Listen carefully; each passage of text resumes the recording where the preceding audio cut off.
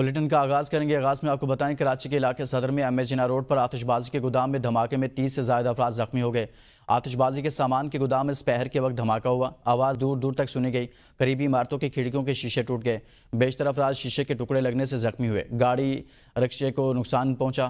دھماکے اور آگ لگنے کے بعد سے دھواں پھیل گیا۔ دھماکے کے بعد دھواں بلڈنگ کے اطراف میں پھیل گیا، آگ پر قابو پا لیا گیا۔ فائر بریگیڈ کی 12 سے زائد گاڑیوں نے ریسکیو آپریشن میں حصہ لیا۔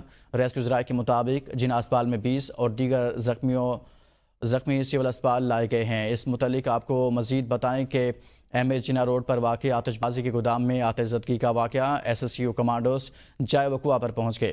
کمانڈوز دیگر ریسکیو اداروں کے ساتھ ریلیف آپریشن میں مصروف۔ چھت پر محصور افراد کو بحفاظت نکالا جا رہا ہے۔ اس متعلق آپ کو آگاہ کریں کہ SSU کمانڈوز جائے وقوع پر پہنچے ہیں۔ کراچی کے ایم اے جناح روڈ پر کیپری سینما کے سامنے واقع سپر سٹور فائر ورکس کا میں ہونے والے دھماکے کی CCTV فوٹیج منظر عام پر آ گئی ہے۔ فوٹیج میں واضح طور پر دیکھا جا سکتا ہے کہ دھماکے کے فوراً بعد شدید زوردار آواز کے ساتھ آگ کے شعلے دکان سے باہر تک پھیل گئے۔ حکام کا کہنا ہے کہ دھماکے کی نوعیت جانچنے اور وجوہات کا پتہ لگانے کے لیے تفتیش جاری ہے۔ اس متعلق آپ کو آگاہ کریں کہ کراچی ایم اے جناح روڈ پر دھماکہ CCTV فوٹیج بھی سامنے آ گئی ہے، جس وقت دھماکہ ہوا اور باہر سڑک پر ٹریفک رواں دواں تھی اور کیپری سینما کے سامنے یہ دھماکہ ہوا۔ سپریم کورٹ نے 9 مئی کے 8 مقدمات میں بانی PTI کی ضمانتیں منظور کر لی اور لاہور ہائی کورٹ کا فیصلہ کالعدم قرار دے دیا۔ فیصلے میں کہا گیا کہ دیگر ملزمان کو بھی ضمانت ملی، اسی اصول پر یہ کیس دیکھا جائے گا۔ بانی PTI توشہ خانہ اور کرپشن کیسز میں پہلے سے قید ہیں۔ 9 مئی کے مقدمات بھی زیر سماعت ہیں۔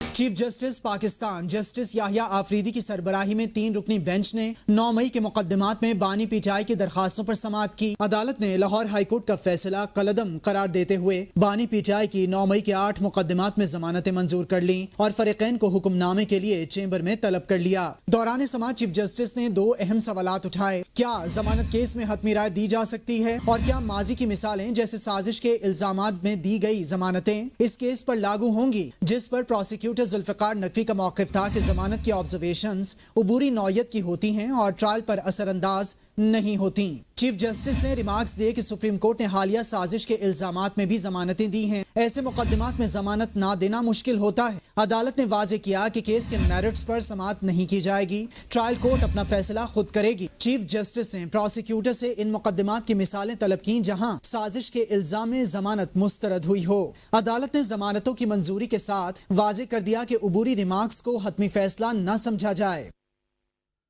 ضمانت کا مطلب کسی فیصلے کو کالعدم کرنا نہیں۔ ہر کیس میں قانونی اور تکنیکی بنیادوں پر ضمانت دی جا سکتی ہے، تاہم اسے کسی ڈیل کے طور پر پیش کرنا غلط ہے۔ وفاقی وزیر اطلاعات عطا تارڑ کہتے ہیں 190 ملین پاؤنڈ کیس پاکستان کی تاریخ کا سب سے بڑا کرپشن سکینڈل ہے، جس میں بانی PTI براہ راست ملوث ہیں۔ بانی PTI عدالت کو یہ نہیں بتا سکے کہ ملک ریاض کو یہ خطیر رقم کس مد میں دی گئی۔ فیلڈ مارشل نے برسلز میں کسی صحافی کو کوئی انٹرویو دیا، نہ ہی کسی معافی کی بات ہوئی۔ افسوس، سینئر صحافی نے غیر ذمہ داری کا مظاہرہ کیا۔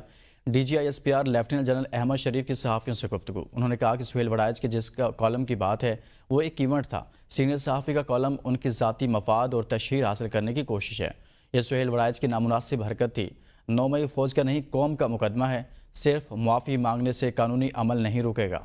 پاک فوج کے ترجمان نے سینئر صحافی سہیل وڑائچ کے کالم کو ذاتی تشہیر قرار دے دیا۔ DG ISPR lieutenant general Ahmed Sharif Chaudhry نے اسلام آباد میں میڈیا سے گفتگو میں کہا کہ فیلڈ مارشل سید عاصم منی نے برسلز میں کسی صحافی کو کوئی انٹرویو نہیں دیا۔ برسلز کے ایونٹ میں سینکڑوں لوگوں نے تصاویر بنوائیں۔ اس ایونٹ میں PTI کا ذکر ہوا، نہ ہی کسی معافی کی بات کی گئی۔ یہ ایک صحافی کی ذاتی مفاد اور تشہیر حاصل کرنے کی کوشش ہے۔ سہیل وڑائچ کی یہ ایک نامناسب حرکت تھی۔ ایک سوال کے جواب میں DG ISPR نے کہا کہ 9 مئی میں ملوث ہر کردار کو قانون کا سامنا کرنا پڑے گا۔ 9 مئی فوج کا نہیں قوم کا مقدمہ ہے۔ اس دن فوج نہیں ریاست پاکستان کے خلاف سازش کی گئی تھی۔ 9 مئی پر موقف پہلے دن سے ایک ہی ہے، اس میں ملوث ہر کردار کو جواب دینا ہوگا۔ 9 مئی کے ذمہ داران میں ماسٹر مائنڈز، سہولت کار اور منصوبہ ساز سب شامل ہیں اور صرف معافی مانگنے سے قانونی عمل نہیں رکے گا۔ جو شخص غیر قانونی حرکت کرے گا اسے قانون کے کٹہرے میں آنا ہوگا۔ DG ISPR نے کہا کہ فوج ایک ذمہ دار ادارہ ہے۔ ہم نے واضح کہا ہے کہ اداروں کو سمجھداری کا مظاہرہ کرنا چاہیے، لیکن افسوس کی بات ہے ایک سینئر صحافی نے غیر ذمہ داری کا مظاہرہ کیا۔ میڈیا کو سمجھنا چاہیے کہ یہ مناسب نہیں۔ پہلی خاتون وزیر اعلیٰ پنجاب مریم نواز کی ٹوکیو کی پہلی خاتون نائب گورنر سے ملاقات۔ پاکستان اور جاپان کی خواتین لیڈرشپ کے درمیان روابط کے فروغ پر اتفاق۔ ملاقات میں پنجاب اور جاپان کے درمیان دو طرفہ تعاون، مختلف شعبوں میں مشترکہ منصوبوں کے آغاز پر بھی گفتگو کی گئی۔ وزیر اعلیٰ مریم نواز کا کہنا تھا انفراسٹرکچر، شہری ترقی، قابل تجدید انرجی اور صاف پانی کے شعبوں میں جاپان کے تجربات اور جدید ٹیکنالوجی سے استفادہ چاہتے ہیں۔ ملاقات میں ستھرا پنجاب کو ٹوکیو کی کلین اتھارٹی کی طرز پر استوار کرنے پر بھی بات چیت۔ وزیر اعلیٰ مریم نواز نے عوام کو سفر کی بہترین سہولت، پنجاب کو صاف اور سرسبز بنانے کے منصوبوں سے آگاہ کیا۔ کہا خواتین کو بااختیار بنانے کے لیے انقلابی منصوبے شروع کیے ہیں۔ جاپان ترقی اور اقدار کا شاندار امتزاج اور قابل رشک مثال ہے۔ نائب وزیر اعظم و وزیر خارجہ اسحاق ڈار نے کہا ہے کہ چین کے وزیر خارجہ کے ساتھ مفید اور نتیجہ خیز ملاقات میں سی پیک سمیت پاک چین تعلقات کے تمام پہلوؤں کا جائزہ لیا گیا اور تمام اہم معاملات پر اتفاق رائے پایا گیا۔ سی پیک فیز 2 عوامی سطح پر روابط اور دو طرفہ تعاون کو مزید وسعت دینے پر بھی بات ہوئی، جبکہ سلامتی کونسل سمیت مختلف عالمی فورمز پر ایک دوسرے کی حمایت جاری رکھنے کا عزم کیا گیا۔ انہوں نے زور دیا کہ پاکستان چین کے ساتھ تجارت کو مزید فروغ دینے کا خواہاں ہے اور دونوں ممالک آہنی برادر ملک ہیں۔ Our two sides also emphasize the need for further deepening of our people-to-people contacts and cultural cooperation, which remains the bedrock of Pak-China all-weather strategic cooperative partnership. While discussing key aspects of bilateral significance, we agreed to continue our close cooperation at the multilateral fora, particularly at the United Nations Security Council, where Pakistan is currently serving its 2-year term as a non-permanent member. تھانہ industrial area کی حدود میں ڈکیتی کی بڑی واردات، 5 رکنی gang ایک گھر سے 1 کروڑ روپے سے زیادہ کا مال لوٹ کر فرار ہو گیا۔ ملزمان 28 تولے سونا، 3200 ریال، 4,50,000 روپے نقد اور 2 قیمتی لیپ ٹاپ لے کر فرار ہو گئے۔ واردات کے بعد ملزمان کو فرار ہوتے ہوئے بھی دیکھا جا سکتا ہے۔ 5 رکنی گینگ گھر سے 1 کروڑ روپے سے زیادہ کا سامان لے اڑا، اس فوٹیج میں دیکھا جا سکتا ہے۔ ملزم 28 تولے سونا، 3200 ریال اور 4,50,000 روپے لے اڑے۔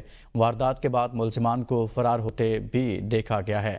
تھانہ انڈسٹریل ایریا کی حدود میں ڈکیتی کی بڑی واردات ہوئی ہے۔ اس متعلق آپ کو مزید بتائیں کہ فوٹیج میں یہ دیکھا جا سکتا ہے کہ گھر کے باہر کے مناظر، گلی سے گزرتے ہوئے ان تمام افراد کو جنہوں نے گھر میں واردات کی ہے اور 1 کروڑ سے زائد کے مال اور دیگر نقدی لے کر فرار ہوئے ہیں۔ تھانہ انڈسٹریل ایریا کی حدود میں ڈکیتی کی بڑی واردات ہوئی ہے اور فوٹیج میں ملزمان کو فرار ہوتے ہوئے بھی دیکھا جا سکتا ہے۔ مزید آپ کو بتائیں کہ تھانہ انڈسٹریل ایریا کی حدود میں ڈکیتی کی بڑی واردات، 5 رکنی گینگ ایک گھر سے 1 کروڑ روپے سے زیادہ کا مال لوٹ کر فرار ہو گیا۔